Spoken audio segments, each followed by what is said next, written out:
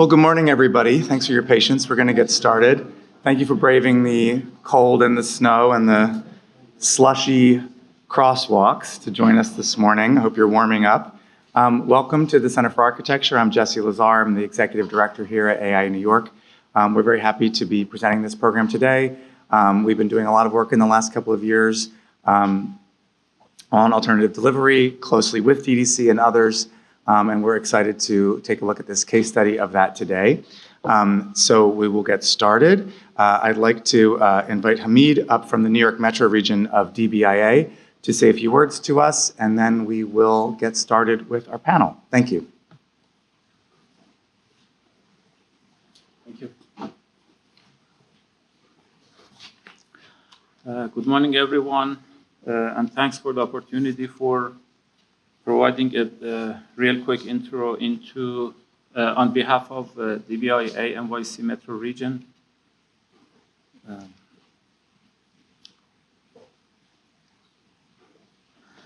NYC Metropolitan Area is a region distinguished under DBIA National, and its regional territory includes New York City 5 boroughs, Westchester, Long Island, and 3 counties in northern New Jersey, including Bergen, Essex, and Hudson counties.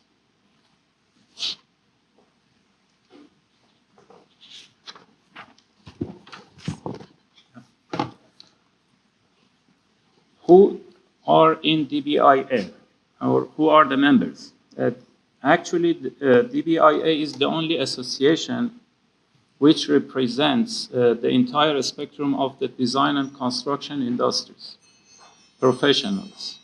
And it includes, but not limited to, academia, architects, business developers, design builders, general contractors, specialty trade contractors, construction managers, engineers, finance or insurance professionals, legal professionals, manufacturers, owners, owner advisors, specialty consultants, students, underutilized business enterprises firms, UBE firms, and young professionals.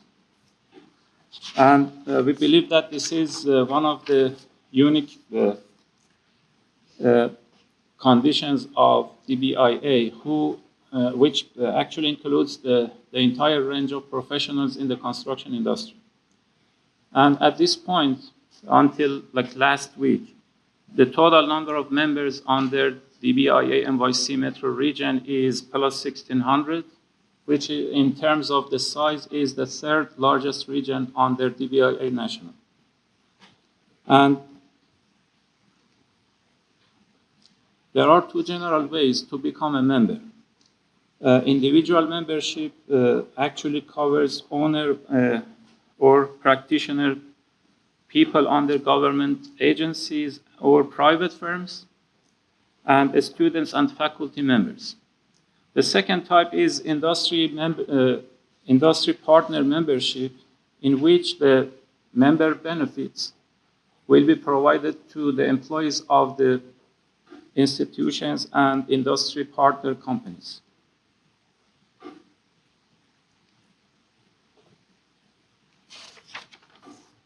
The upcoming region events include January 28, which is titled Getting Federal Design Build Right. This is a webinar. The next one will be a 1-day certification course named Conceptual Estimating, which will be happening in Edison, NJ. The next one will be on February 16th, titled Progressive Design Build Done Right, another 1-day certification course, which will be happening in Arab office in Manhattan. The next one will be April 27 to 29, which is a regular 3-day DBIA certification workshop. It will be happening in Manhattan, New York. And the next one will be on June 8, which will be a golf day in Westchester, NY. And last but not the least will be our annual 2-day conference which will be happening in September 29th and 30th in Manhattan, NY, and this is the first regional two-day conference in 2026. And eventually, an event prepared and provided by DBIA and CMAA as a joint, which will be strategies in alternative delivery method selection, and it will be on February 23rd. And we encourage you to join the NYC Metro region and as much as possible actually attending this very interesting events. Now I pass it to Eduardo, the NYC DDC's acting commissioner.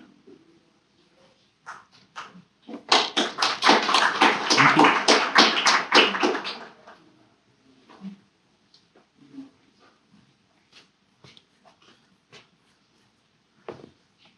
So good morning. I'm Eduardo Del Valle. I'm the acting commissioner for DDC, and also the deputy commissioner leading the BBJ program. So 2 jobs into 1 for the time being.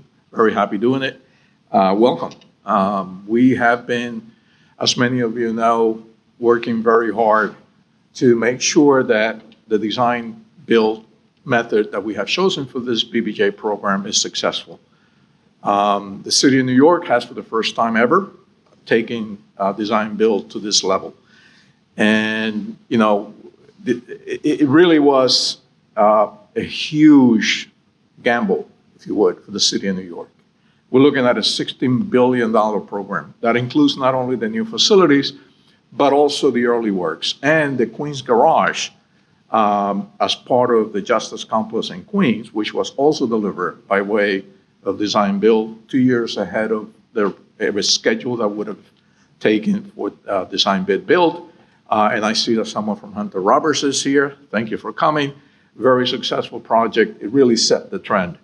And very happy to be here today to share with you some of our experiences, lessons learned, how we've done it, where we heading, and taking the Brooklyn facility as really an example, a prototype, case study, if you would, as really the starting point. Only because the Brooklyn facility was the first to be awarded of the new facilities for the BBJ program, and we have had a great deal of success with our partners, Tutor Perini and HOK, in the progress and evolution of that particular project. Again, the BBJ program entails 3 other locations, one in Queens, another in the Bronx, and another one in Manhattan as well, in addition to Brooklyn. So I think that without further ado, we should get right into it. And Becky York from DDC will be our moderator. So Becky.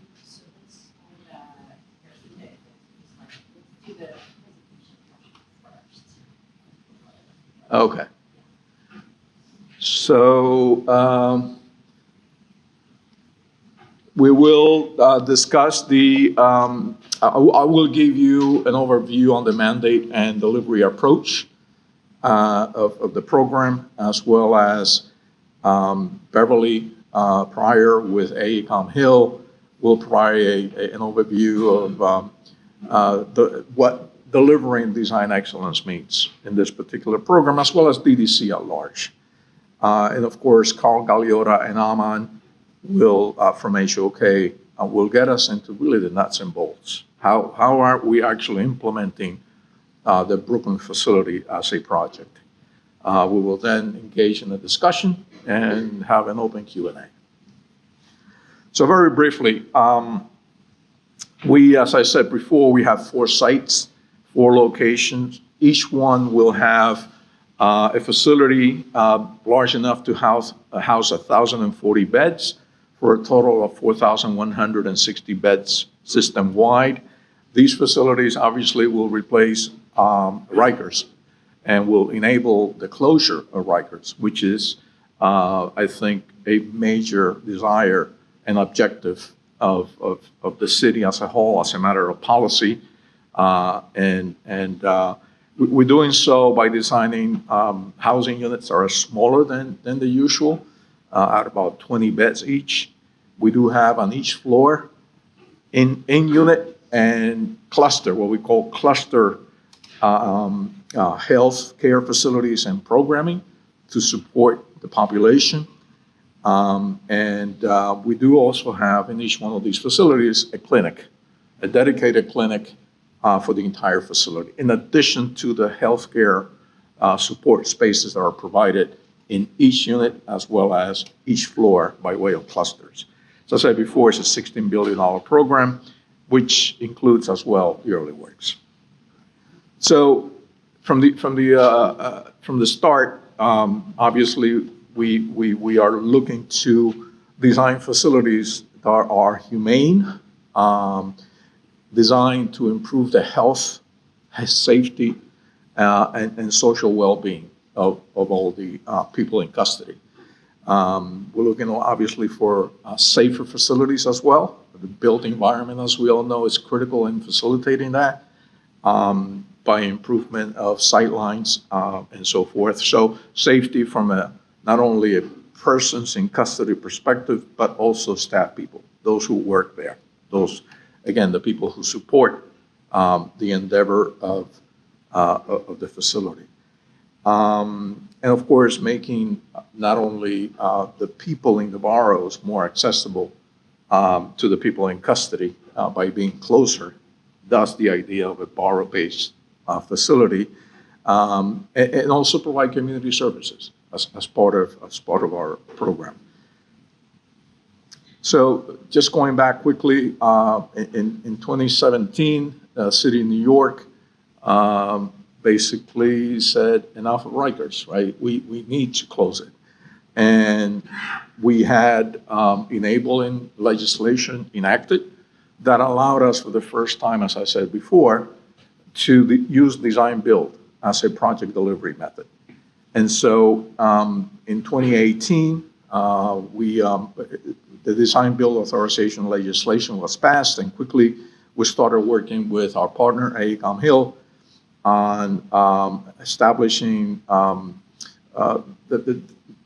the basis for the program in terms of procurement, design guidelines, developing those in accordance with feedback that we got from the community on an ongoing basis. And I must say that I was not around at the time. I'm sorry I missed that, but it sounds like it was a tremendously challenging and rewarding experience as well. So, and Beverly Pryor, who really spearheaded that on behalf of AECOM-Hill, will provide more details on that later. In 2020, we proceeded with the first procurement, and that was for the early works, right? And then later, we proceeded with a couple of attempts for the new facilities procurement. We're not very successful, and we adjusted. And we'll talk about how we do adjust and how we do make changes and evolve, right, in our process. We learned a lot that, for instance, design builders were not interested in bidding or providing proposals on a lump sum basis for obvious reasons. Obviously, COVID was a reason for that. The uncertainty of the market, and so we made an adjustment and basically proceeded with the GMP approach, which is how we have awarded these contracts on a two-phases basis. So I'm not going to spend a lot of time on this. I think most of you know the difference between the traditional design bid build method, very linear in nature, and therefore very lengthy and time consuming. And that's just talking about it as a delivery method. I'm not even getting into the cooperation and collaboration aspects or lack thereof with the traditional design bid build in reference to both designers and GCs. Alternative delivery, on the other hand, allows us to fast track and walk and chew gum at the same time, right? Because while we are engaged in phase one design development, we are also performing pre-con activities and site validation work, which again, under the traditional design bid build approach, would have been a lot more linear. So the overlap of those activities really allow us to save time and money, because we all know time in construction is money. many hands, partners in this process. And of course, the design build team is critical to that, as well as the community. We at DDC are basically the managing agency for the city of New York, but we work very closely with the sponsors. And those include Department of Corrections, as well as Correction Health Services, the Mayor's Office of Criminal Justice, which has been instrumental as well, especially at the beginning, during the early days. They still are very much engaged. And of course, we deal with a lot of oversights as well, and authorities having jurisdiction. And of course, DDC has other units besides the PBJ program that support us as well. Some of you in your travels have dealt with them, I'm sure. So in terms of an overall procurement approach, as I said earlier, we had an early works program that included the dismantling of the facilities in Manhattan, in Brooklyn, and Queens, as well as the site prep work in the Bronx. And of course, as I said earlier, the Queens Garage was also part of that early works endeavor. In Bronx, we've also performed some infrastructure work with regards to water mains and sewers. So that work also took place as part of the early works. And of course, the new facilities, which is the bulk of the $16 billion endeavor here. And those range between $3 to $4 billion, depending on the location and the nature of the facility. Queens facility, for instance, is really two facilities in one, because it's male and female people in custody. And so we do have a lot of overlapping and a lot of repeated support activities and functions and programming requirements that must be supported in one facility. So we have at this point obviously completed all of the early works with regards to the new facilities.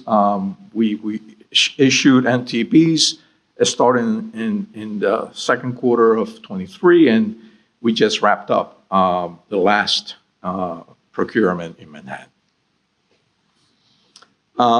Again, I want to emphasize that we are looking at a project that is really a project type that is really divided into two phases. Phase one entails the procurement, issuing of the RFPs, and the in-market period.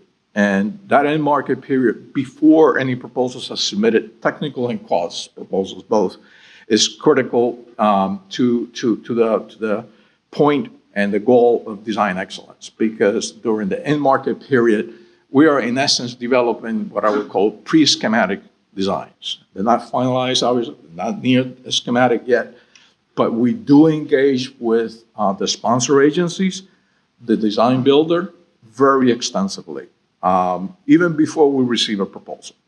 And so I think that that's a huge difference between design build and design bid build. The fact that we are entering into a partnership slowly, right? We're getting to know each one of the competitors before we make a selection, which is a value-based selection. So upon reaching the completion or design completion and about 70%, sometimes earlier, CD development, we engage in GMP negotiations. And so leading up to the completion of phase one and the negotiation of the GMP, and I'm very, very happy to say that to date, all of the GMPs that we have negotiated are within the ITP, the initial target price, which is the first price submitted coming out of the in-market phase. There is, of course, an off-ramp. And if we don't reach an agreement with the design builder with regards to a GMP number, we have an option to off-ramp, and we retain the designer to complete the design and then allow us to proceed with procurement any way we choose to, whether it's a regular design bid build approach, competitive bid, or a CM build approach. So in terms of the process during phase two, during phase one, I think it's important to understand that, yes, we have an initial GMP that is part of the overall proposal submitted by the design builder. That overall proposal includes, obviously, the technical proposal, as well as, which includes the design proposed schematically or pre-schematically, and that's evaluated. And I'll get a little bit later into the evaluation criteria. But throughout that period, we do have an open book arrangement with the design builder. And it allows a design builder also to, during phase, at the beginning, after NTP, to commence, its due diligence, if you would. And that, I think, again, is another critical difference. And so as we approach GMP and conclude those negotiations, in some instances, we've had the design builder at his own risk undertake some of the enabling work. And that, I think, speaks to the collaboration, the cooperation, the spirit, really, that has developed between DDC, BBJ program, and the design builders. The fact that, we are comfortable enough to allow the design builder, and the design builder is comfortable enough to undertake some of the enabling work at his own risk. I think that speaks volumes. And I want to thank all the design builders who have really worked with us in that spirit.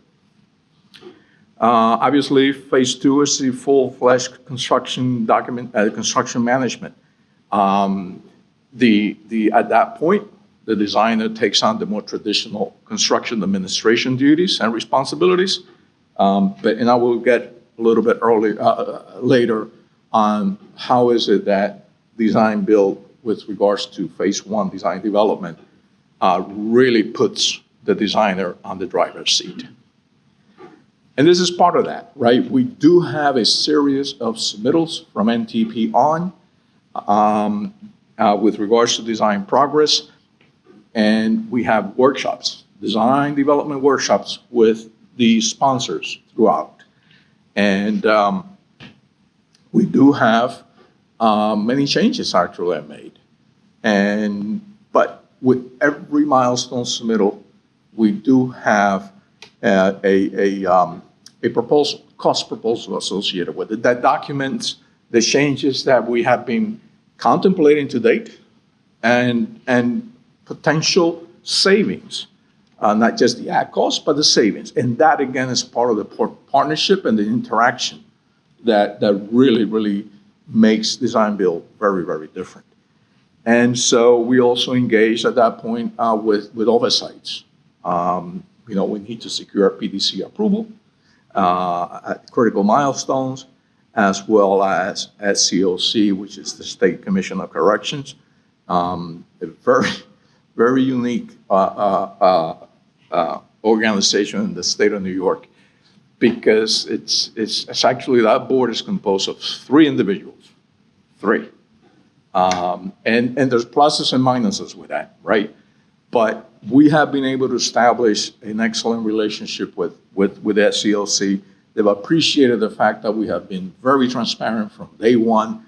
At NTP, we brought the design builders to them, make a presentation as to what we've gotten throughout the in-market period. They were kept apprised. Again, over-communication really has worked well. And I would recommend that, whether it's a multi-billion-dollar program or a small job. So I talked a little bit earlier about adapting. So early on, we obviously had a lot of concerns from the sponsors regarding design build as a delivery method. They had heard that once you awarded a contract, that was it, you were locked in. Yes, there is a scope of work, there's a basis of design, a BOD, and that is really the guiding principle. But there are opportunities for evolvement, right, for changes. And we have also drilled to the sponsors that we may consider changes that may result in additional costs, but you have to work with us in identifying reductions that would offset those additional costs. That's the mind frame, that collaborative mind frame. It's been instilled, I can tell you that it's been tough. It's been tough with DOC, particularly DOC, because they've never done design build. And so they think that they're still in a traditional design bid build when they're working with the architect so closely day to day during phase one, because they don't deal with the builder at all. They deal with the architect. The architect's the one that takes the front seat. The architect is the one that releases the meetings, sets the agenda, and basically they feel like they're dealing with a traditional design bid build approach, where the designer is really on the driver's seat. And that leads to a sense of, I can add this and that, I can request this and that, not knowing that we have an ITP, an initial target price, and that we're negotiating towards keeping that ITP. So we early on, again, we also made adjustments. We ensured that design was still primary in the evaluation criteria, and it accounts for 40% of the evaluation criteria, whereas price is half of that. There are other factors: management solutions, team quality, MWBE, partnering approach. And if you add sections 1 and 4, team quality and strength. Team quality means not just the builder's team, but the designer's team and their subs. If you add sections 4 and 1, you're looking at 60%. 60% of the total evaluation criteria is based on the design solutions and the quality of those designers as well. So I think that's important to understand. So again, more challenges. Initially, the proposal requirements were significant, and we realized that we really needed to, again, through listening sessions in the marketplace with the prospective proposers, we really needed to compensate and be fair about the effort that it takes to put a proposal of this magnitude together. So again, for the first time ever, and don't ask me what we went through with OMB, the Office of Management and Budget in the city, to convince them that having a $6 million stipend was well worth it. And so each one of these projects had a $6 million time and material NTE stipend. And I got to say that all of the firms came in under $6 million. By the time we tallied, looked at the open book, they all came in under $6 million.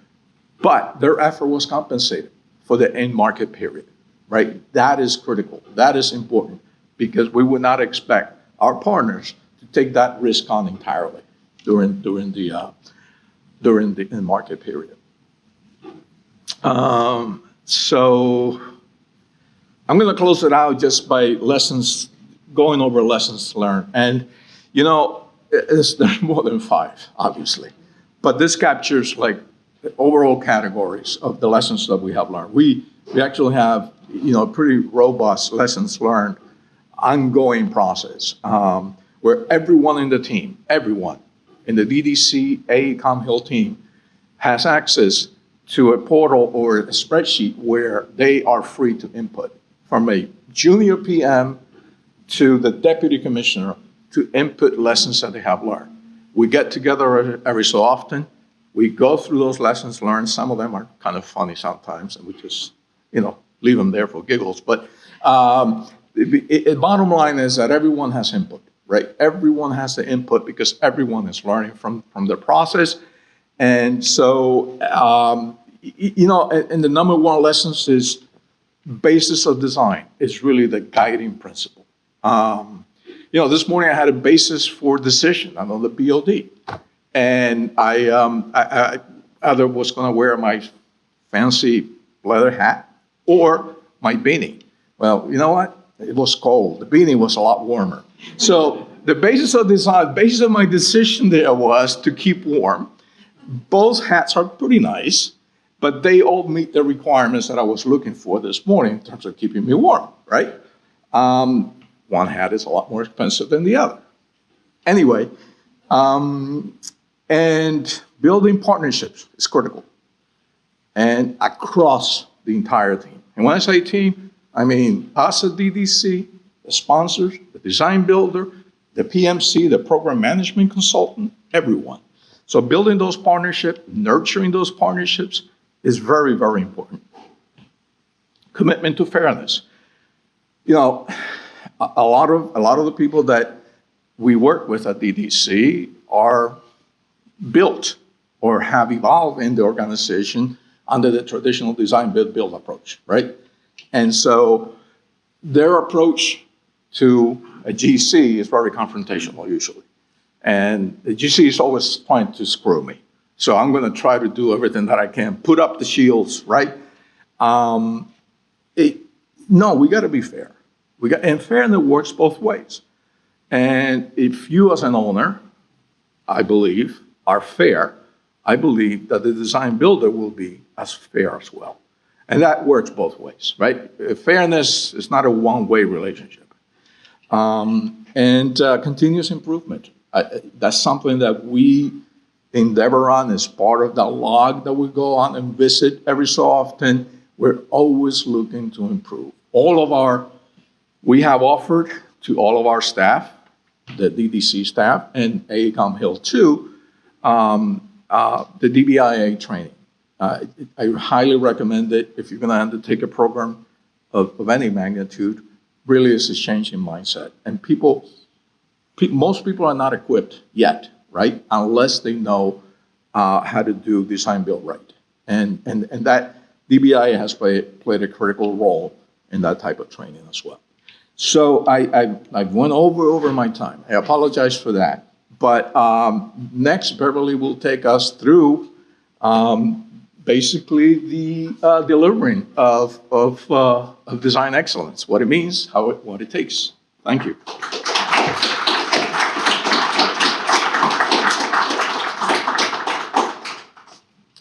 Hi, good morning. Thanks for being here on a slushy, cold day.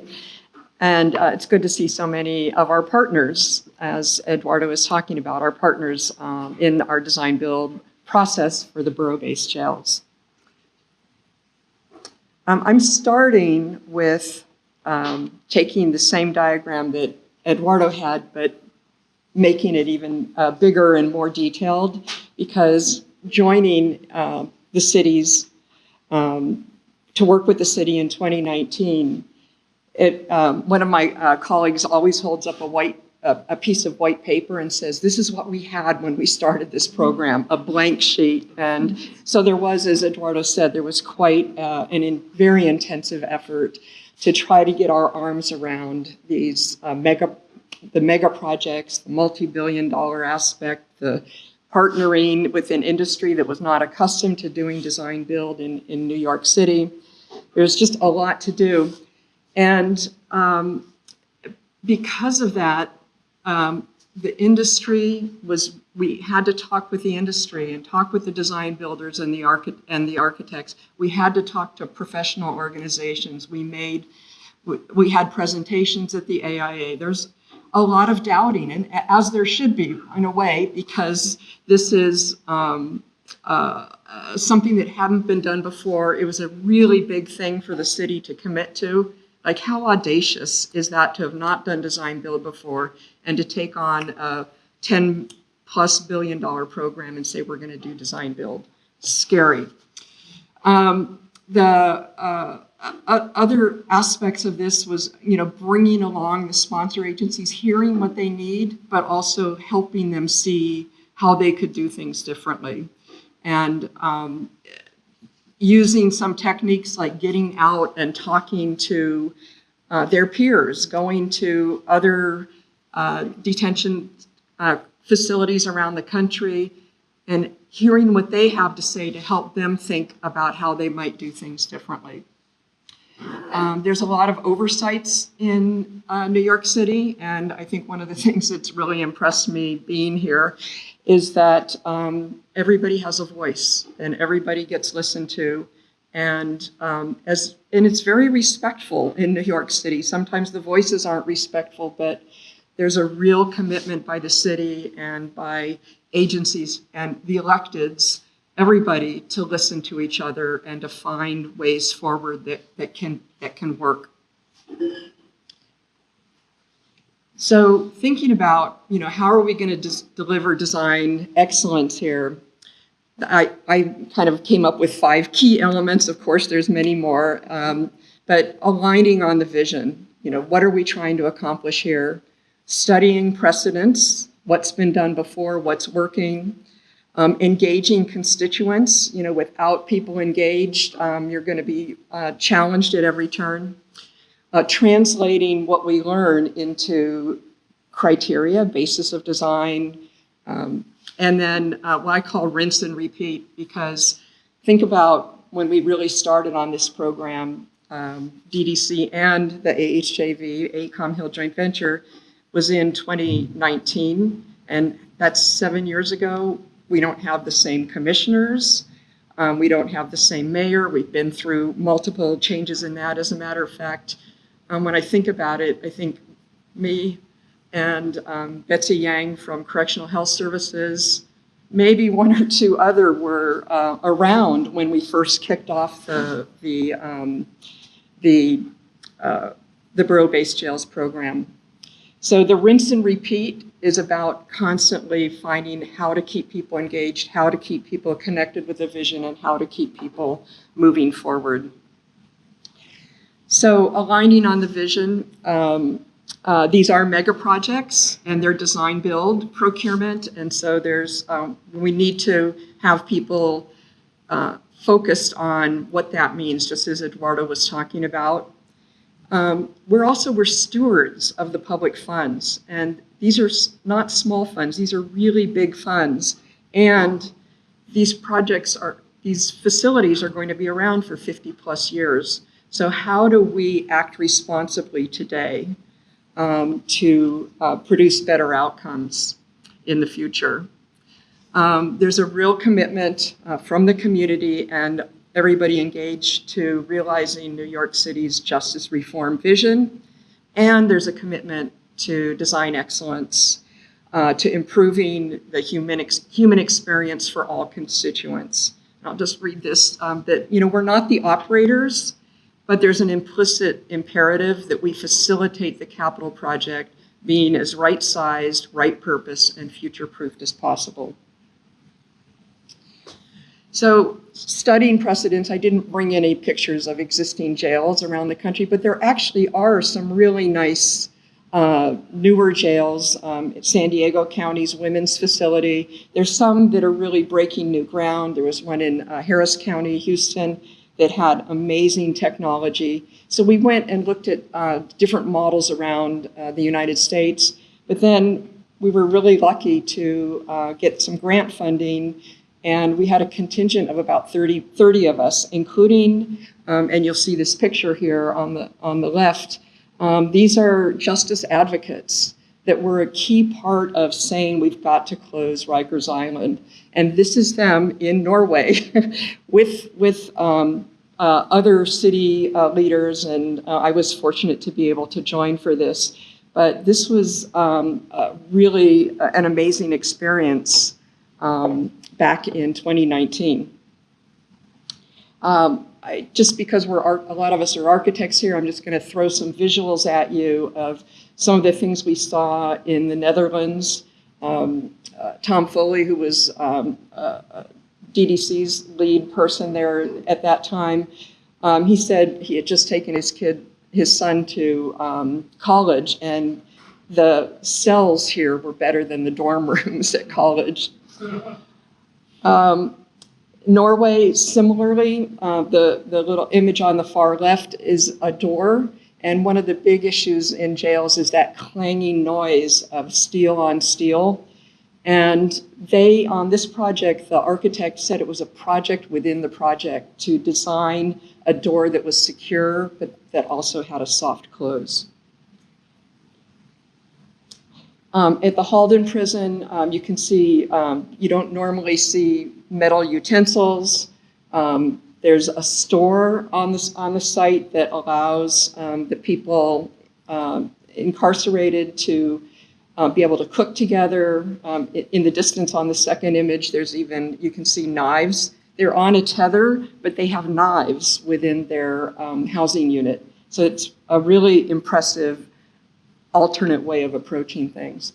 And I had to put this in because the attention to quality of design, materials, art, integration are just so inspiring, being able to connect with beauty. So then what are examples in the United States, not necessarily jails, but what are examples of this type of attention to a design quality? And so, for instance, behavioral health facilities, there's one in the Bronx that we toured. There's recovery centers and hospitals with biophilic design, lots of wood, lots of light, really reduces tension. Psychiatric care hospitals. And then thinking about the dorm room, there's also a whole model around student residential experience and campus life with program facilities, vocational facilities, as well as living environments that reflected on what we saw in Europe. So back to this famous diagram, and just kind of noting that then how do we then create design criteria? And that comes from listening to constituents. So our sources of input included the master planning work that preceded our coming in to execute on the Borough-Based Jails program. So there were the Van Allen Institute, there were different organizations that really set a vision, and planning and partnering agencies, visits to understand the actual community and neighborhood situations, and then engagement with the planning department, public design commission, justice advocates, community, and design peer reviewers. And the types of things we took out of that were, reading that, do this. The justice advocates, often people that had been formerly incarcerated, were part of non-governmental organizations. They really wanted people to be treated with decency and respect. And a facility, how clean it is, how, if there's light, if you can treat people well through the physical environment as well as the operational environment. They wanted it to be welcoming, to have natural light, to have views, to have some non-institutional materials, the opportunity for privacy with single cells, and views to plants and gardens. Community, on the other hand, actually many similar types of concerns, wanting the facilities to integrate with their community, having open and transparent community space, a public lobby that's warm, clean and simple, integrated seating on the exterior, and lighting options. And then the city, in its commitment around design, actually created peer review committees, one for each facility that they were all outside. So we had international architects that had been involved in some of the facilities I just showed you. And we had also local and national profile builders / landscape / urban planning architects involved in a peer review. So they looked at the RFP, the request for proposals. Are you asking for the right things? How can you improve what you're asking for? As well as then reviewing the parent-selected team to provide some comments. We then translated those inputs into criteria, and our overarching program-wide goals were around creating supportive environments, civic assets, connected communities, and enduring resources. And then developing design guidelines as the Bible of the basis of design. This was the design guidance with guidelines, the architectural program, the room data sheets, a basis of design, and technical specifications. But noting that these specifications are not prescriptive, they're much more performance. So wanting to allow the design builders to bring new ideas, to find ways to sharpen and improve what could be done. And I'm not going to explain this diagram, but I just want to say that, again, many hands. There are many hands that included outside, external stakeholders and agency stakeholders.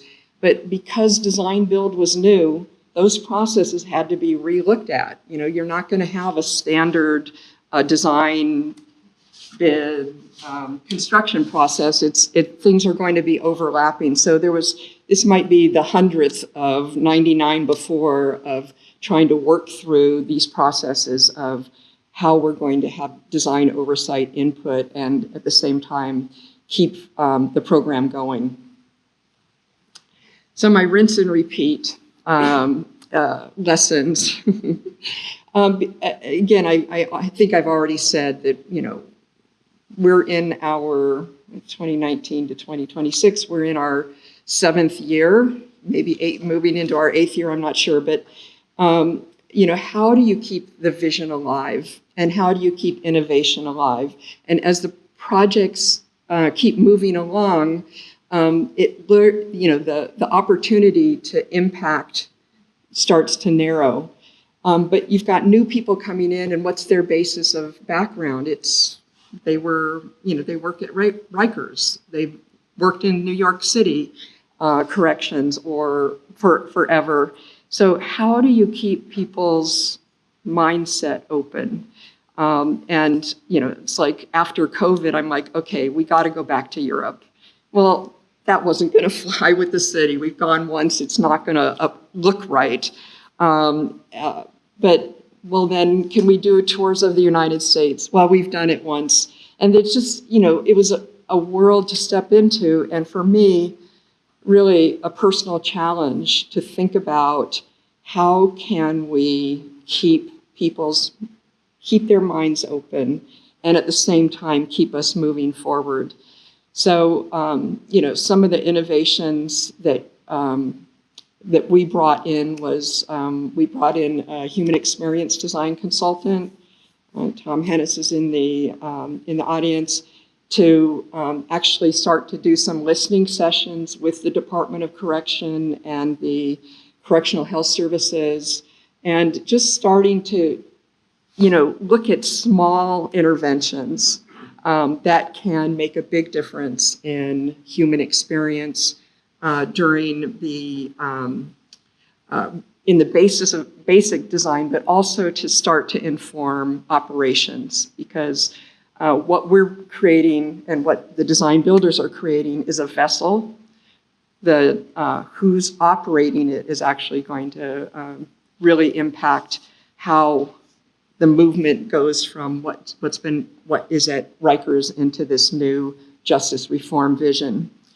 I've been talking about these without actually going one by one, which I don't think I will, but it is a program. So, it's like, okay, we've got these different design build teams, but something that comes up on one project, it's naturally going to inform us and then inform to the other design builders. So we always have to be thinking about the program, not just the projects or a single project.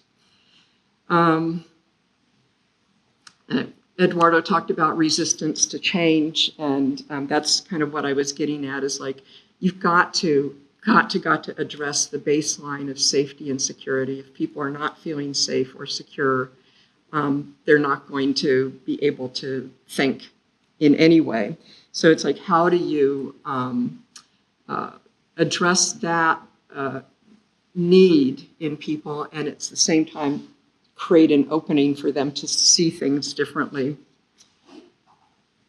I think about it every time I looked at lesson 5 about listening to and engaging of constituents. It's not one and done. It's recurring. You have to recurringly hit this. It makes me think about people get married, and it's like, we're married. We now have a relationship. And it's like, what? I have to keep working on it?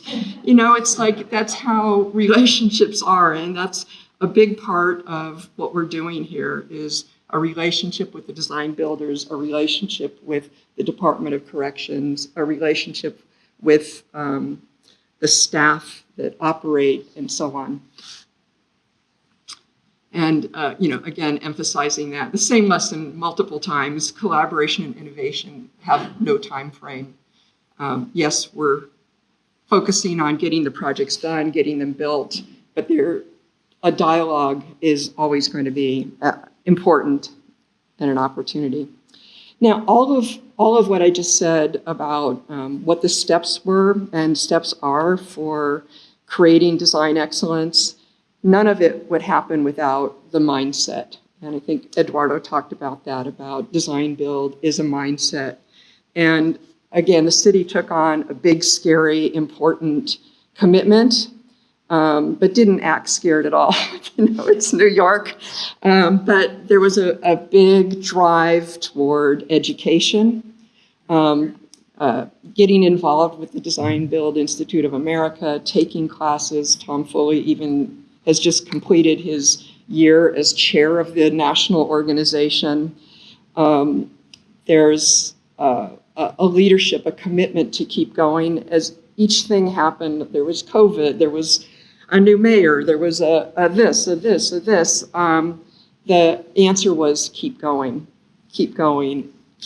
forward. In a way, we've got your back. We're going to stand for keep going. Eduardo talked a lot about the collaboration, and so I don't need to repeat that, but again, that's part of the mindset. And respectful engagement, I mentioned that before about how people have a voice in New York, and I think it ultimately makes things better, maybe not easier, but it's that respectful engagement. You can't shine people on. I noticed that even in myself in the beginning. It was like, yeah, right. But if every time I shined something on, it's like it came back double. So I've really learned about respectful engagement and continuous improvement.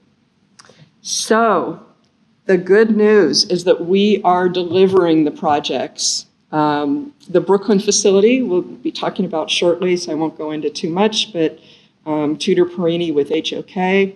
But I think that part of what I want to do here is just point out some of those things that I said about what mattered to the constituents of loads of natural light, window lines for the visiting area, children's play areas for them to feel safe, transparency in areas to sit and relax around the facility. And this lower left image of the lobby, just creating a place where people feel respected, it feels dignified, and a great vessel for justice reform. The Bronx facility got under contract in 2024.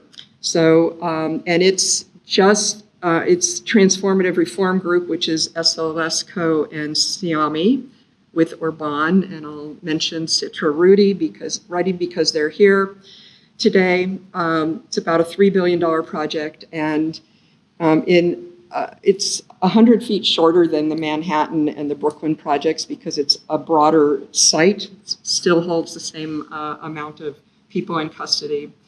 But you can see, again, really nice children's play areas with natural light, windows, housing units with,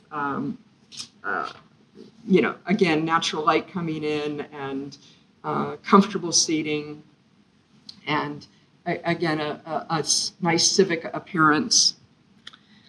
Queens facility, as Eduardo mentioned, it's 2 facilities in one with the women located there. And, but again, this is views into visiting areas and to the main lobby, showing a lot of comfort and care for the human experience in the facilities. And our most recent, May of 2025, facility is that we have under contract is Tutor Perini and HOK. Again, and that one is, these are very early preliminary illustrations. It's been evolving very quickly. They're in their phase 1 design, and that one is expected to be completed in 2032. But again, I just point out that one of the really intriguing things here, the top 2 drawings show that, is that White Street bisects the site, and it's a major pedestrian access from Chinatown through to the Civic Center, and highly used. And it was really important to the community not to lose that access. So can you imagine putting a street underneath a jail? It's like not what you would normally think is a best practice, but that is a requirement. And I think I'm very excited about how that design has started and is evolving to that effect. So, and then this is like, it's so exciting. We've actually got all of the cells are pre-manufactured and being lifted up and slotted in. So they're actually in process right now of bringing cells in. We're at the 14th floor now on the construction, and so our big issue here is how do we get the camera to actually capture, to get up high enough to be able to capture this as it goes up. But this is just from last week, and hooray! And I'll now invite Aman up to talk about the design and delivery.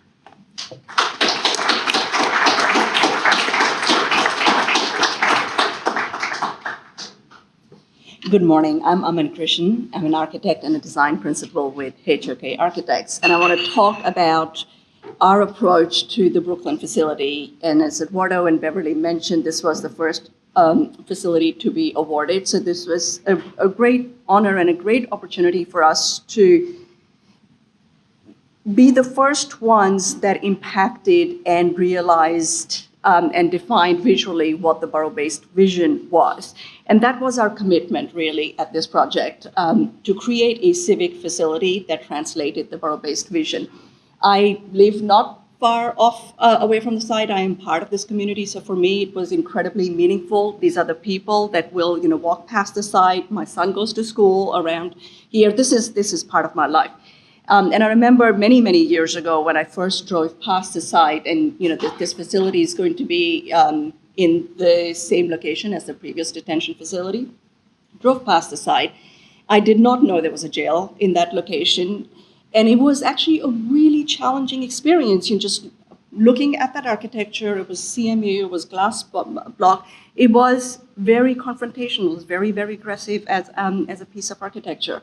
So transforming a view of justice that architecture represented to a new way of being able to approach justice in itself, fundamentally grounded in the principles of the borough-based program, that is dignity and respect, translating abstract ideas into a civic asset that is going to be connected to the communities. The borough-based program is meant to bring a civic facility, a very important function within the community, connected to the community. So it is a lot more positive and impactful.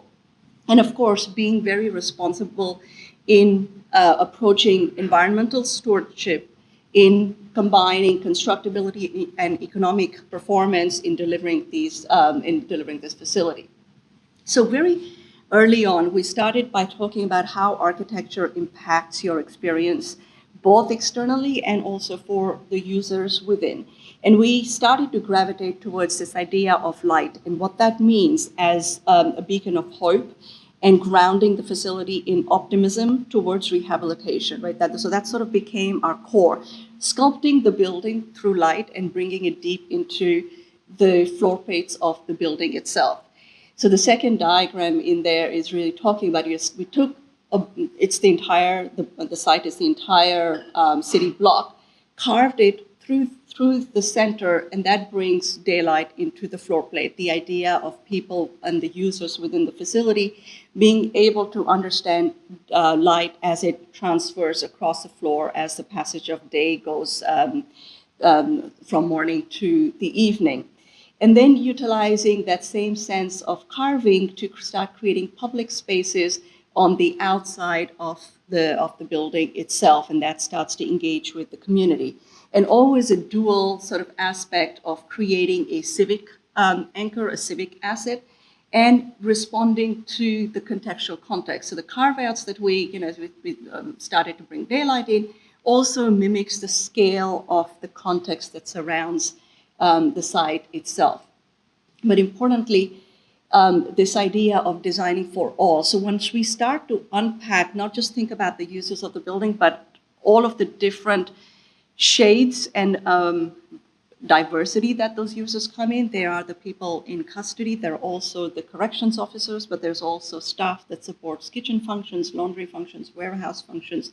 You also have support agency volunteers who come to this facility, attorneys that support it. So thinking about all of the different constituents and the complexities within each of those groups and designing for that internally. And on the outside, integrating the facility with the community and integrating that at multiple scales, creating a civic asset for Brooklyn, thinking about the neighborhood residents, thinking about the idea. The site is situated on Atlantic Avenue, which is a very major commercial corridor.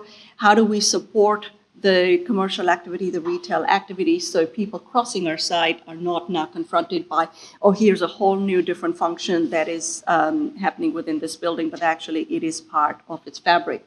It is almost the northern terminus of Smith Street, which is the very, very vibrant retail and restaurant hub. Being able to connect that. It's the southern end of Borum Place, which forms a civic corridor.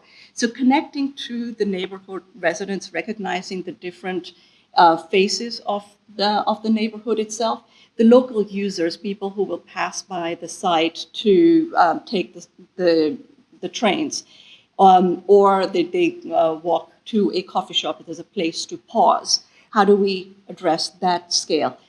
Scale of family, scale of individual users, people who are coming to visit their loved ones. Here, the complex emotions that are involved, is there a space that is intimate enough for them to be able to process those emotions? So designing at all of those scales, both internally and externally. And contextually, we are surrounded by the historic neighborhoods of Brooklyn Heights, Cobble Hill, and Borum Hill, and that sort of represents the classic brownstone architecture surrounding the site.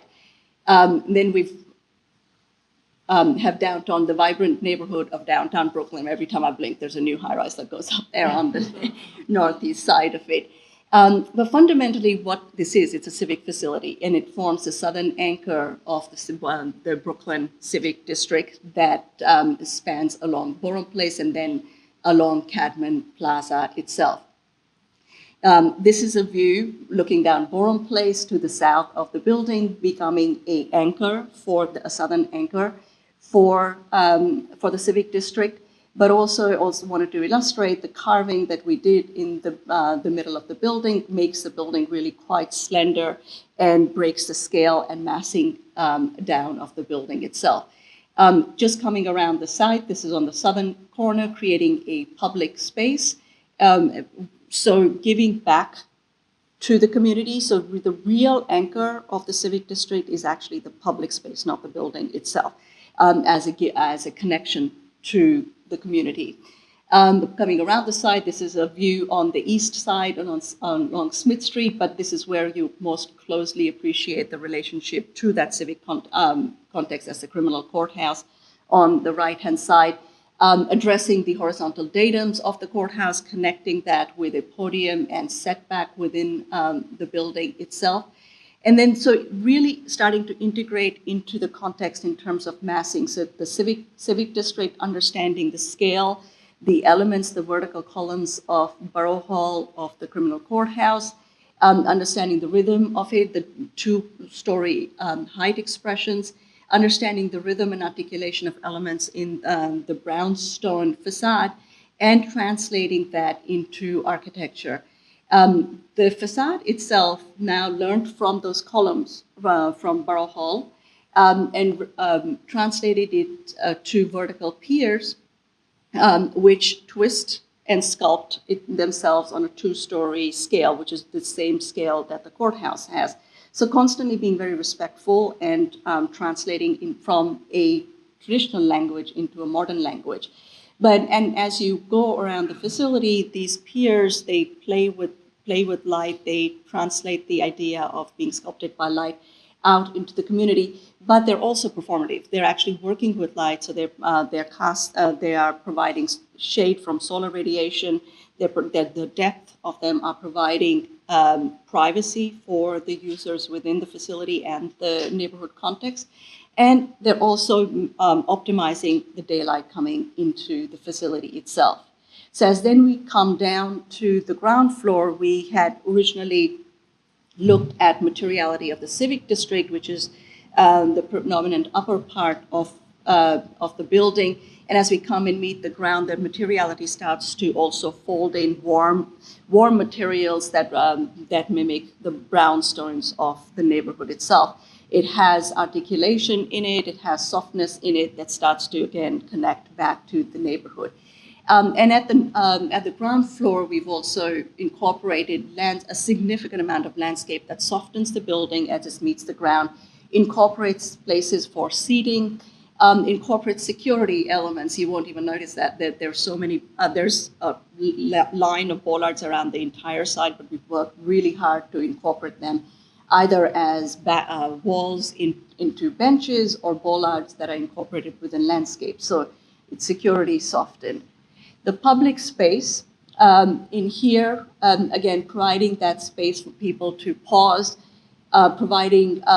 engaging with the vibrancy of the streets of both Atlantic Avenue and Borum Place, having people being able to face out, but then also providing intimate spaces that look inwards for smaller groups and a different type of experience within the facility itself. The plaza gives access to the main entrance to the facility, but also community space. We didn't talk about that yet, but there is a significant community space located along Atlantic Avenue. So there are two sort of programmatic components that interact with the streetscape itself. As we go into the building through the main plaza, where we are greeted by the public lobby. Designing the public lobby was very important for us because this is your first interaction with the building, and the idea of a humanized experience, a dignified experience. You go up to reception desk, which is not very different from what you would experience in any other interaction through your day, but being supported by functions such as social services. There are social services facilities available here, a significant amount of amenities, including lockers, vending machine, stroller spaces, and then a public, the waiting lobby and area itself that is very much, again, about connecting back to daylight and views. So there's a great amount of transparency, great amount of sunlight streaming into these spaces that completely transforms your experience and expectation for the rest of your visit. Providing spaces here for groups of different sizes, so chairs against more intimate seating against the windows, larger group seating, but also for different for intergenerational visitors. Seating which has armchairs that's supportive, it's easy to get out of, tables which allow laptop use for teenagers. Right behind this image is actually a child play area. So thinking through all of the diversity, including And then including a fair amount of texture and material that bring warmth and a human touch to the space, carrying that up through the space. This is a view of the visiting space itself, incorporating warm materials, wood-like materials in the ceiling, in the furniture, wrapping the space on two sides with very large, generous windows that bring daylight in, providing a children's area that feels friendly and welcoming to families. And then on the people in custody side, a view of the general population day space. That's again anchored. The center of that space is where the daylight comes into the space. That's the outdoor recreation, brings daylight and fresh air into the space. And then breaking this large space up into more intimate groups for different types of activity throughout the day. The space is lined with cells, and every cell has a window associated with it. And that window took a really long time to design. There were so many considerations, safety and security being predominant. But also the fact that it has a frosted film up to 6 feet that provides privacy for the people in custody within and for neighbors outside. We did a whole lot of tests of what can be seen from what part of the site. But because we want to balance, yes, privacy, but we also want to make sure that these folks have views outside. There is that direct connection. It is not blocked.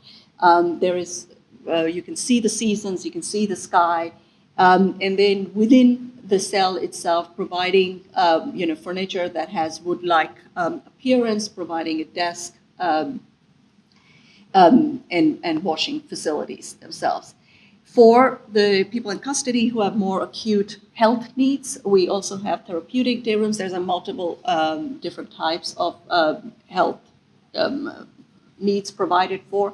But this also provides direct clinical care for those people within the day space, and that's quite a departure from what necessarily happens elsewhere.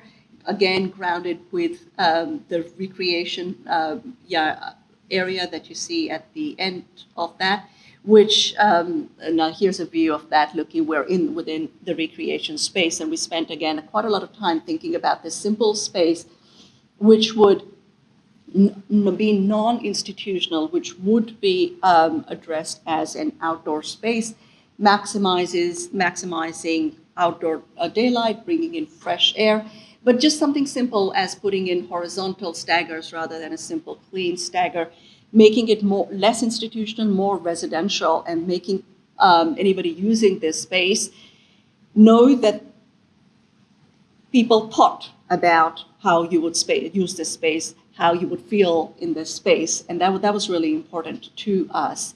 And similar outdoor experience at a horticulture space. So these facilities have an incredible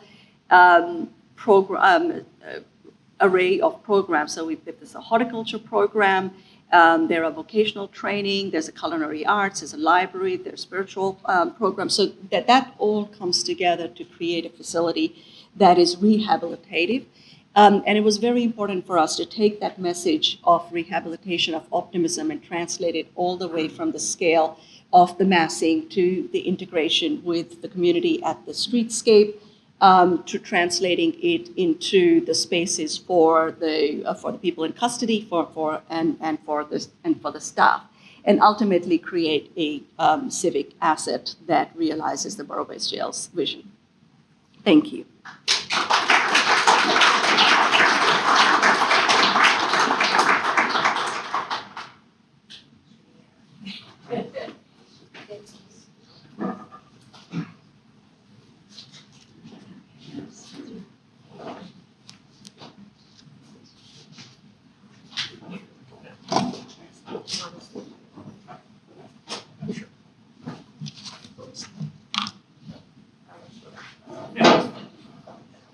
All right. Well, thank you so much to our presenters and panelists. really wonderful to be here today. I'm Becky Urick, Chief Strategy Officer at DDC, and I'll be moderating a conversation for, I think, the next 20 or so minutes, and then we'll make sure to leave time for audience questions at the end. I think the one person we haven't met yet is Carl. So Carl, if you want to quickly introduce yourself. Hi, everyone. I'm Carl Gagliotto, HOK's president and managing principal of this region, and also the principal in charge of this project.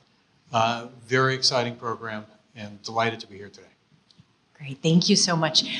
So to kick things off, Beverly, I'm thinking back to kind of where you started us, and thinking about this process of design build and of translating these really kind of aspirational, high-level visions into first design guidelines and then really specific performance requirements, right? And then handing things to the design builder, to Carl and Amen and the Tutor Perini team, and watching them as they translate those specific requirements into a design vision.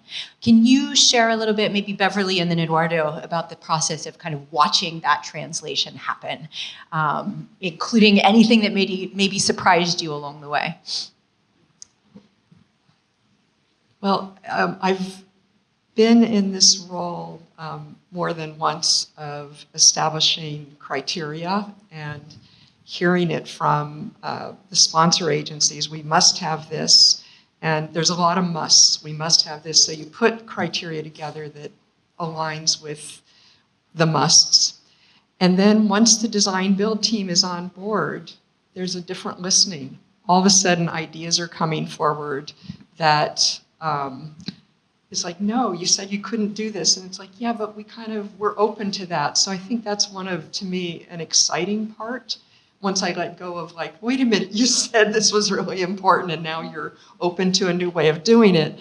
I think it really shows the power of design and the power of relationship in another setting, like taking it to the next level of, with a new team, bringing new ideas forward. I don't know, did that answer? Yeah, thank you. Yeah. Thank you, Eduardo. Do you want to add on? Sure.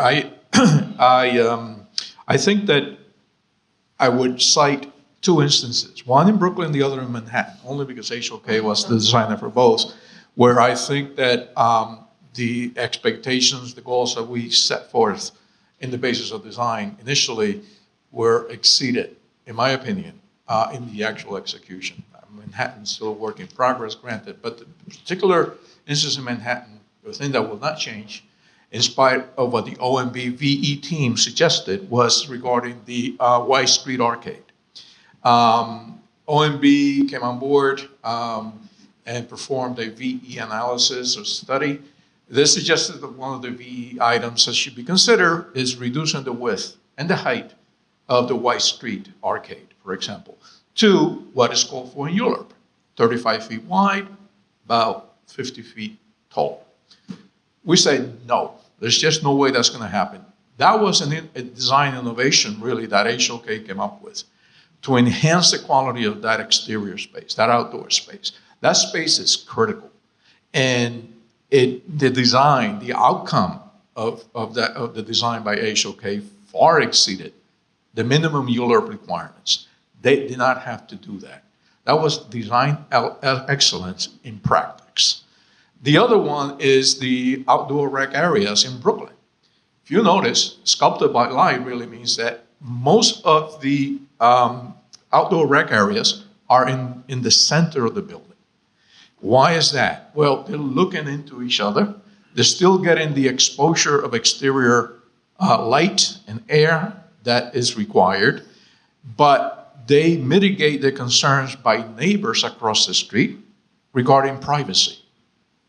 So instead of having outdoor areas that look out onto the street directly, right, a hollow was carved in the massing of the building that allowed for those private, the level of privacy in terms of sight lines, really that the community really expected, and reasonably so. Yeah, that's a wonderful example. Thank you, right? The notion of taking a requirement like providing outdoor space, providing privacy, but actually translating that into a really novel design solution.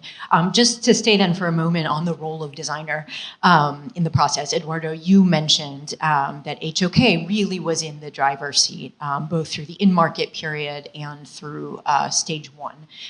Can you speak a little bit more about what that looked like in practice during both of those stages? Not just HOK, but every designer in every one of our design build teams was in the driver's seat during both the in-market period and phase one. The designers in this case led. The builders took a backseat approach. Yes, there were at every meeting, because I'm very concerned about cost, and that's something that I drive. And Nancy is nodding out there because I drove. We need to design to budget, right? That is critical, that's important. But the designers were leading all the design workshops. They were establishing the agendas. They basically took the lead, no different than a traditional method where the designer is in direct and sole contractual relationship with the owner.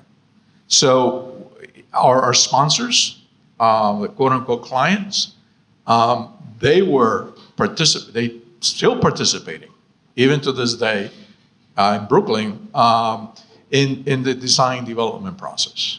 And so it's important to understand that the relationship, the link, the bond between the designer and the end users, the clients, was not only established very early on during the in-market period, but carried over, and it was strengthened, in fact, during phase one of each one of these facilities.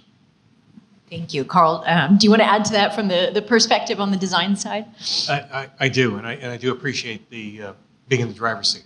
But the fact is that it's about relationships within the design build team that make that effective. My partner, Peter Sacalo of Tutor Perini, is here, and he said, "Oh, it's fine. You can represent us on the panel discussion." That's a measure of the relationship that we have between each other and the firms. So I look at it more like being in the cockpit, and that the builder is the captain, and the designer is the first officer. And sometimes the first officer flies the aircraft, and sometimes the captain does. But what's essential is discipline and communication in the cockpit at all times. And that's why it's worked out well. And it's appropriate for the designer to fly the aircraft during those phases of the project. But we've always had the input from Tutor Perini at all times about the cost, about the schedule, about the constructability. And so that gave us the ability to be upfront. Thank you.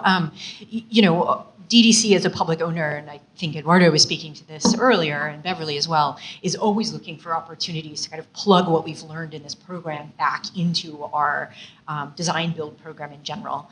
Can you speak just briefly to kind of carry on this point to any terms or contractual items or practices that we can put in to make sure that we are getting this kind of relationship with the designer-led phase one?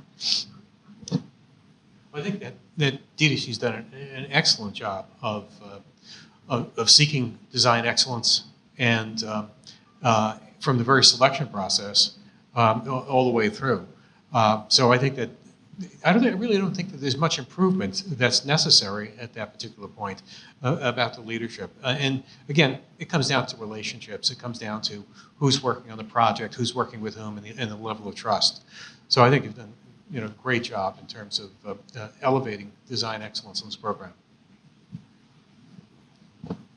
I think there's always room for improvement. And I can tell you that it's primarily people-based.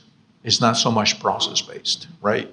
And what I mean by that is, again, going back to the idea of changing mindsets within our own DDC family.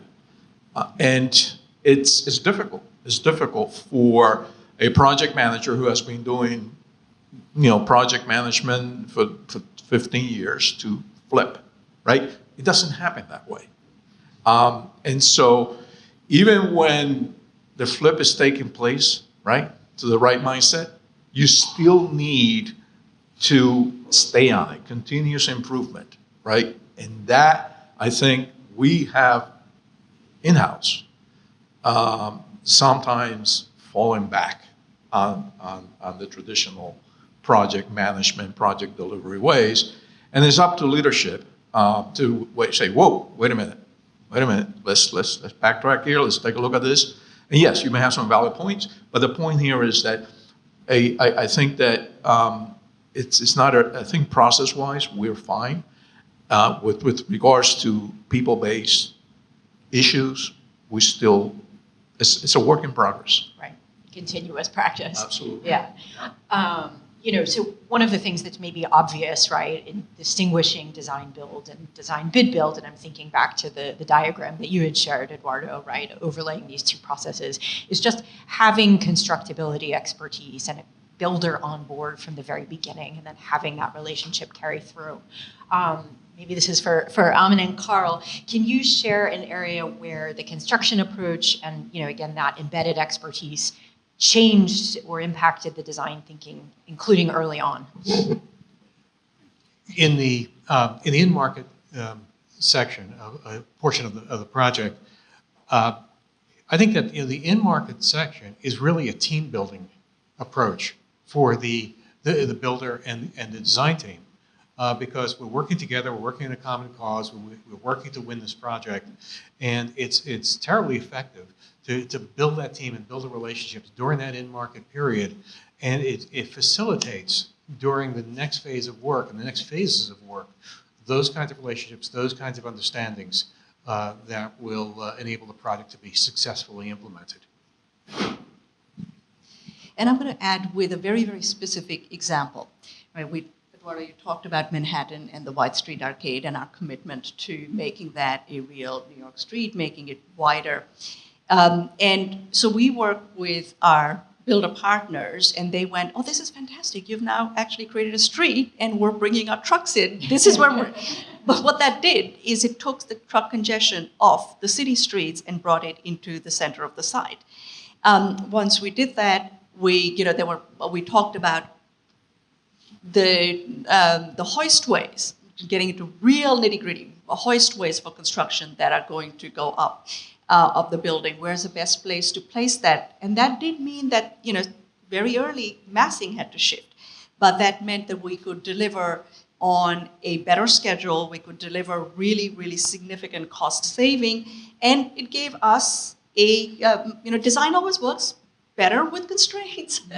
It gave us one more constraint to make the design better with. Yeah. And that happened very early on, which is an example of complete difference from a traditional linear process. Yeah, absolutely. Thank you. If I can just add that on the Brooklyn project, sculpted by light, as Aman shared, I don't know if you all said this, but we internally were saying sculpted by logistics, by construction logistics on the Manhattan project. So it doesn't sound as good, Beverly. It Something about it. I know it doesn't, but it's amazing when you look at the images of Manhattan and the images of Brooklyn. I mean, they're still beautiful designs, but there's all that thinking behind it. It's different. Yeah. No, absolutely, and I think it's such a fundamental difference. Can you share an example on the flip side where something really intrinsic about the design kind of forced a change in the construction approach? Or those are secrets? Oh, there are all kinds of stories. It may not directly answer your question, but this has been really interesting and one of the positives about our experience on the project. With Tutor Perini, they're actually self-performing 45% of the work, which is an enormous amount. And so that the input that the design team is getting is directly from the subcontractors who are performing the work that are part of Tutor Perini. And for us, with our own structural group and a facade engineering group and all of that, we really have this kind of immediacy, and that's been enormously helpful to have the one-on-one. The buildings themselves, these are big buildings, but there was an effort to restrain the height for urban purposes, urban design purposes. If we were looking at, let's have generous heights on the floor to floors, these buildings would probably be about 30 feet taller. And so they were somewhat compressed.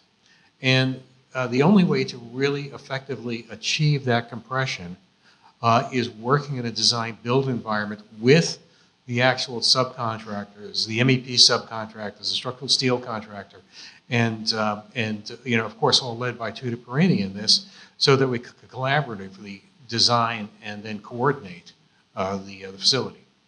Yeah, thank you.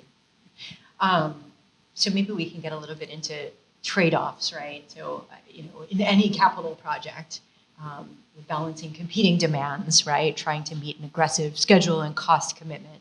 But, some of the things that were spoken to earlier, seem to show that design build gives us more tools and more agility to kind of balance those demands together as we move through the process.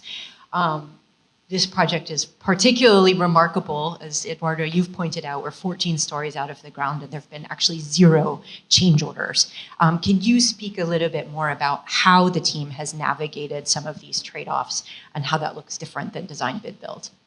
Sure, and I got to be careful. Anyone from DOC here? No, I'm only kidding. I'm only kidding. They've been a great partner. And so the point that I want to make here is that the trade-offs can only happen, again, if we have enough respect and enough trust across the board. And with the sponsor agencies, we have built that rapport. So when they do realize that they missed X, Y, and Z on the basis of design, because there were, by the way, obviously there were active members of the group that put the basis of design together back in 2019. But there has been a lot of turnover. A lot of people think differently now operationally at DOC. And we realize that some things have changed. And they requested a DMR, a design modification request that translated into additional dollars. And I've been clear. We have been clear from day one. We will consider DMRs with a clear understanding that you, DOC or CHS, will be willing to take reductions or make changes in other areas and still meet the basis of design. Later on, I talked about the hat and my beanie, right? I still met the requirements about keeping warm this morning, but in a different way. And so I think that we have done that very well. And I can think of one instance where it's not necessarily an architectural trade-off, but it was a trade-off having to do with the MEP systems, whereby the design builder put forward a proposal to come up with a different smoke detection and smoke evacuation system that would be integrated into the BMS, fully UL approved. And this was such an innovation that I had only done it once in the city of New York, and that was at City College, the Science and Natural Science Center. Had never been done, much less in a high-rise. So you can imagine the fire department, right? The fire department was very skeptical. I don't think DOC cared, so long as we provided a code compliant. Well, we sold it to the fire department, to DOB, and we ended up saving about $12 million. That bought us a lot of changes from DOC requested DMRs. Yeah. And again, you can't do that on a traditional design build project. You just can't. Yeah, I was going to say, that's an incredible example, right? I mean, I know in design bid build, one of the biggest pain points is that it takes so long to design and then procure, and you've got a fixed, item, right? And so technology changes in that time and you've got no tools to deal with it. So to hear that the team was able to come up with this novel solution that in turn saved money that could be put to other things is really, it's impossible to overstate how different that is. I appreciate it. Kind of building on that, I mean, construction on this site has been moving so fast. I think I was looking back and we just completed design in November of 2024. And again, like we've said, we're 14 stories out of the ground. Can you speak a little bit about the kind of day-to-day collaboration between the city, the designer, and the builder that's made that possible and the kind of problem solving that happens? Sure. I think that we only have 5 minutes left. Understanding that the designer still, in design build, carries on the construction administration duties, same as it would under a traditional delivery method. We have RFIs all the time, right? And we need to make sure that any responses to those RFIs are properly addressed by DOC as well. And so changes are happening, and I'm not going to get into specifics, but I can tell you that the RFI process, the submittals process, is basically the same on a day-to-day basis, with the exception that the builder really is very much active with the designer in addressing those issues, as opposed to have the two parties looking at it separately, getting the feedback separately, getting into a back and forth. No, we cut that out, and we are dealing with both the designer and the builder simultaneously in resolution of those issues. I'll just add to that. It's a part of it's been the process that's been established of these interim. Yes. I always forget what the whatever, but there's like an interim pricing process every quarter. Iterative. What are the others? Doesn't matter. But it's iterative, yes. Iterative final draft proposal, but it's puts everybody in the same room. It's that early and often, really establishing, like, to avoid a free-for-all runaway budget, and it's been very effective. Well, you mentioned that the construction's moving ahead rapidly, which it is, and here's a great design build example. We're progressing with the structural design of the building, and on the 6th floor there's a transfer level where some of the columns from above are picked up by beams and transferred, and so Tutor Perini asked us, "Can you make those beams heavier?" Yeah, we can make them heavier. Well, this is like a real man bites dog story. I mean, sure, we can make them heavier. Why? Is we've got an idea to make the construction go faster. And I've been around for a few years, and I've never seen this one. And the members were reinforced, and the tower cranes are on two sides, and they hoisted a crawler crane from the street all the way up to the 6th floor to sit on those beams to augment the steel erection. And Tutor Perini does its own steel erection. And so they brought this crawler crane up on the 6th floor of the building, moving around, so they could erect more steel. So that's a great design build story, but it's also very unique to this project type. Yeah, absolutely. So I know we touched on this briefly before, and we've maybe only got a couple of minutes left in our moderated panel discussion, but I want to make sure we hit on it because I know it was a specific concern coming out of the community of architects in New York City. One of the concerns we heard early on was whether and how design excellence would be upheld in a design build model. And it seems very clear to me, kind of, hearing about this process and seeing the design, that has absolutely been a goal that's been accomplished.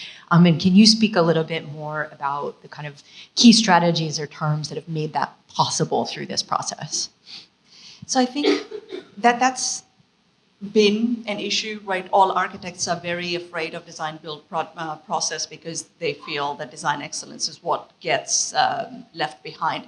And I think there's a whole series of processes that were put in place that really supported our vision. I think starting from the fact that there was an incredible vision that was created, the processes of the mindset that was established within the leadership team, within the city team, and all the work that went behind establishing that. And that was really important for us because we understood what the client was looking for and the fact that we needed to rise to that vision. But really important and really critically, every day when a decision needs to be made, what are the considerations that stop it? I think it's the design excellence process that was put in place. So this project, we've shown you lots of stakeholders, but on the design side, we do have some really significant stakeholders. Ultimately, we have to get design approval from the Public Design Commission. There's 3 stages of approval we have to get, which means that we have to uphold the quality and the excellence that we committed to through that public design process. And it's incredible to have the independent agency be that guide out there. What does that mean? I mean, and it's also about the partnership between the designer and the builder. We collectively understand and realize that any delay in design approval process means it's a delay for the schedule, and therefore an impact on the cost of the project. So the tying together of the schedule cost of the project with the design excellence, I think that is crucial. The fact that we have a significant community engagement component to the process is also really important. We have to be able to publicly be able to defend the fact that we're achieving these visions and these goals. And that all, again, leads to Public Design Commission. And I think I'm very grateful personally that we have an institution such as the Public Design Commission. It doesn't necessarily get applied to most city projects or other agency projects. We have projects in the civic realm that are not going through the Public Design Commission, and then where we see that quality being lost, and then it is an arbitrary decision that gets made rather than a considered decision, which is a whole commission and a panel that informs the design process. So I think that is really, really crucial and critical. Yeah, that's a great point, and important to remember, right, that we're not cutting out steps to be faster. We're just being a lot more strategic about them. Mm-hmm. So thank you for that point. Just being cognizant of time, should we jump, Bria, to some audience questions? Hello, my name is Damira Asina, and thank you for your great answers at the moment. So my question is about change management and perfecting design build and averting disasters. How were you able to maintain vision, protect design fees, while staying within budget and on schedule, and I guess negotiating competing priorities of all the stakeholders involved? And this question is for the design build team.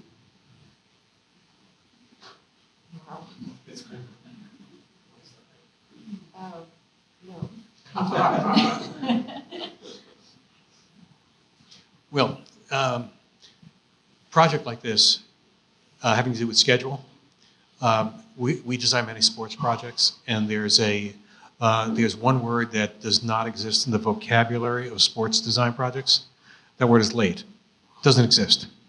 So we stay focused on delivering every single package on time, and which we did.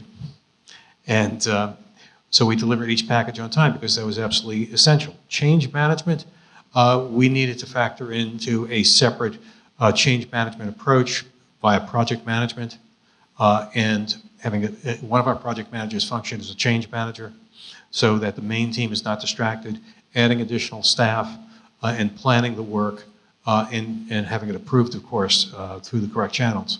But it really was stay on schedule, stay on budget, stay on all of this, and deal with the change management in a separate way and introduce that into the project as you're going. I guess I would also say that our procurement process, because of the expectations of it, it actually sets up, there's a reason for the stipend, but it sets up the design builder and the architect already having to think through their process, come up with a concept, and to be able to justify their their interim guaranteed maximum price. And I think that helps establish, what the architect to have more understanding of what their fees should be, and the builder to understand that. And, when you say change management, I mean, one of the things that was on one of Eduardo's slides was, that we had that $6 million stipend, but there was a point when, under Mayor Adams, that there was a shift in the number of beds and a requirement for rethinking some of these things. And it was like, okay, it's not fair to ask the design builders to absorb that during their procurement process. So we actually allowed for an increase in the stipend at that point to accommodate that adjustment. And I'll just further plug on that. Something that New York did that's never been done before that I'm aware of was allowed for the design builders, because of the protracted process, to have an interim, submit for an interim payment so that they could be paid more quickly than if they had to wait until the final determination. So when you say change management, what clicks in my mind is owner-driven changes, and how do we manage those changes, right? And one of the things that we've done up front with the sponsor agencies is, again, set the right mindset. And there are trade-offs. And we have a fixed budget, period. And by the way, we must accomplish this by the established deadline. So driving that day in and day out so that no one forgets, right? That's not once and done. It's rinse and repeat, right? All of that is important. And it needs to come from leadership to leadership, and then that needs to boil down. And I think that, yes, there is room for changes. We recognize we're flexible, but those changes must happen or must take place within certain constraints. And we set up the change management parameters with regards to budget and schedule upfront, right? Scope creep is to be retained, to be maintained. So all of that, it takes education also of the sponsor agencies, but change management doesn't happen just like that. It's a cultural thing, and you need to build it. We'll take one more question.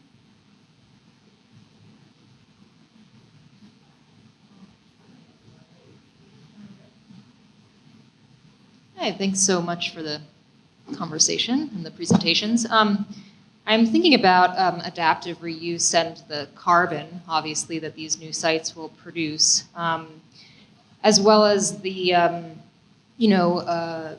important future of potentially abolishing prisons and the prison system. I wonder if that conversation occurred during the design process, and how these buildings would function if they weren't sites of forced containment. And if that adaptation was not possible in the design process, I'm wondering about what the policies and the structures were that are sort of forcing the buildings to be programmed in the way that they are.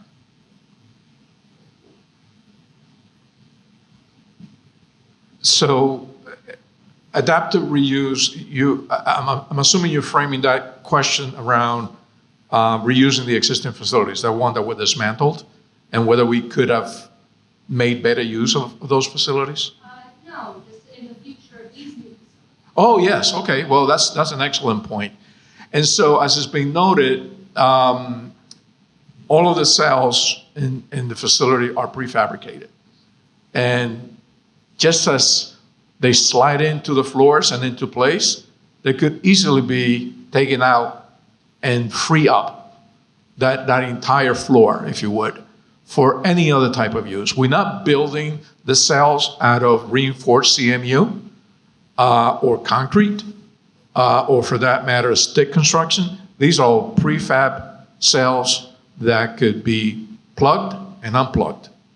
Put in, take it out, and then basically once that flow plate opens up, it's at that point adaptable. And just to be clear, that was a specific design requirement, right? Absolutely, yeah. Thanks. I know we're almost at time, so I don't know if you want to. Yeah, absolutely. So, I mean, maybe just to wrap us up very quickly, and then I'll ask each of you for a thought. I mean, one of the things that strikes me in today's conversation is how many firsts are embedded in this program, right? From the vision that Beverly spoke about, kind of reimagining spaces for justice in this country and all the models that the team looked at, to Aman speaking to, creating high-rise jails as civic assets in the middle of their communities within a dense urban environment, I think somebody used the word audacity of doing this with design build, literally New York City agency's first design build procurement at all, and it's the largest vertical design build program in the country. So I just want to say thank you to everyone around this table, but also this kind of extended table and community of folks who have contributed to this project. I mean, without the kind of open-minded willingness to build the plane as we were flying it, we wouldn't be where we've heard today. But I would love to hear, just by way of concluding, if each of you could share, if you were advising the city either on building a design build program or on the lessons that it should pull back into its overall capital program, what would you want New York City capital agencies to take away from this? Beverly. Well, it's so easy as a consultant to have all the answers, and then your client doesn't necessarily listen to your answers, or the client says, we can't do this because X, Y, Z. So my experience, having done a lot of design build in California with new counties starting their program, it's like I could see the mistakes that were being made. I kind of learned from the mistakes that were being made, but those don't necessarily transfer from client to client. Sometimes people need to make their own mistakes. And so I think that, to me, the measure of, I don't want to say making a mistake, but stubbing your toe, whatever, for all of us is how well can you recover? How do you not have a stubbed toe, say, okay, we're done? How do you then keep going, have the pride and the drive to keep going? So I think that's something New York has done beautifully. In some areas, there's been effective use of public-private partnerships, for example, at the airports. And we were fortunate enough to be able to design Terminal B at LaGuardia, which was with a developer and a design builder. And I really believe that was the most effective way, from both the financial standpoint and from a construction standpoint, to deliver a major civic project in New York. So I think that, perhaps, and I know the P3s are debatable in terms of their financial efficacy, but I think that a good look should be taken at it. The city should take a good look at that and see where there might be opportunities for that kind of participation.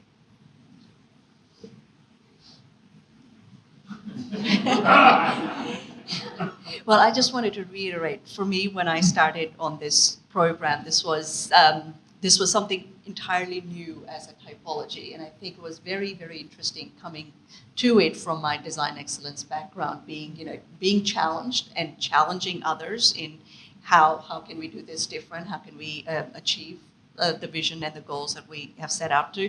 But I think my big takeaway from this could not happen without the vision, but also with the rigor of the design excellence program. Great. Thank you so much, everyone. And thank you, AIA New York, for hosting us today.